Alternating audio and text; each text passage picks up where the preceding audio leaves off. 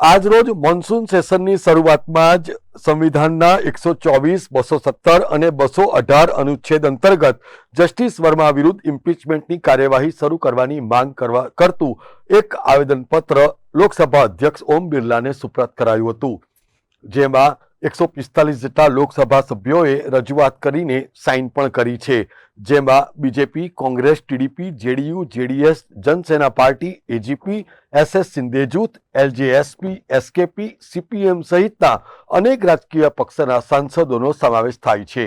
આ પગલાં એ પછી લેવામાં આવ્યા છે જ્યારે 15મી માર્ચ 2025ના રોજ દિલ્હીમાં જસ્ટિસ વર્માના સત્તાવાર નિવાસસ્થાન ઉપર બળી ગયેલા તેમજ અર્ધ બળેલી 500 રૂપિયાની ચલણી નોટોના જથ્થાની શોધ થઈ હતી।